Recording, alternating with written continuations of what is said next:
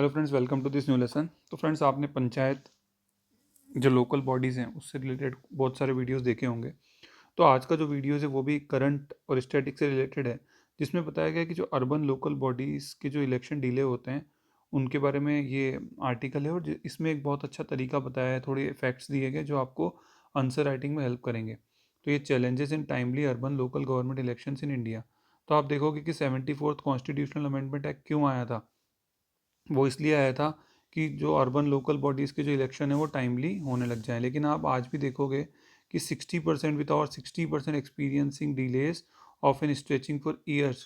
और ये किसने बताया? ये बताया CAG की एक रिपोर्ट ने कि 60% तक इलेक्शन डिले हो जाते हैं अर्बन लोकल बॉडीज़ के। और further delays occur in forming council. आप देखोगे कर्नाटका की मैं बात करूँगा तो कर्नाटका में इलेक्शन होने के 11 महीने बाद भी वो काउंसिल फॉर्म होने में इतना डिले हुआ। ठीक है, तो ये जो और इसके अलावा जो हमने पिछले आर्टिकल में भी देखा था, जब मैंने आपको स्टेट इलेक्शन कमीशन पढ़ाई थी, कि उसको भी डिसम्पावरमेंट किया गया है। डिसम्पावर्ड है क्यों? क्योंकि कई बार उसकी फंडिंग नहीं होती, कई बार उसको जो पावर्स होनी चाहिए तो वो नहीं होती। जैसे उसको वार्ड डिलिमिटेशन की पावर नहीं होती स्टेट इलेक्शन कमीशन को, स्टेट गवर्नमेंट खुद करता है। ठीक है ना। तो आप इसमें एक रिपोर्ट देखोगे कि एक रिपोर्ट आई थी, उसमें लिखा हुआ था कि 15 में से सिर्फ 4 स्टेट ने स्टेट को पावर दी है, स्टेट इलेक्शन कमीशन को, कि वो वार्ड डिलिमिटेशन को हैंडल कर सके। हाई लेवल एक कमेटी की रिकमेंडेशन है। तो अभी आप देखोगे कि वन नेशन वन इलेक्शन की बात हो रही है। तो एक जो हाई लेवल कमेटी है उसने क्या रिकमेंड किया कि जो लोकल बॉडी इलेक्शन है वो, अगर आप वन नेशन वन इलेक्शन तो करोगे ही, तो स्टेट इलेक्शन जो विधानसभा और लोकसभा इलेक्शन है, आप ऐसा उसमें प्रावधान कर दो कि 100 डेज के अंदर हमारे लोकल बॉडीज़ के इलेक्शन भी होना है। इस तरह से आप एक प्रावधान कर सकते हो। ठीक है, तो ये बहुत अच्छा रिफॉर्म होगा।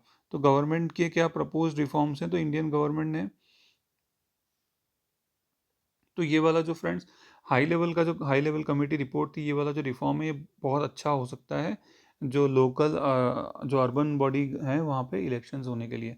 तो आप अगर कोई भी आंसर लिखते हो पंचायत से रिलेटेड या अर्बन लोकल गवर्नमेंट से रिलेटेड, तो ये वाले फैक्ट्स आपको बहुत काम आएंगे। एक आप फैक्ट दो कि CAG की रिपोर्ट का फैक्ट दे दो।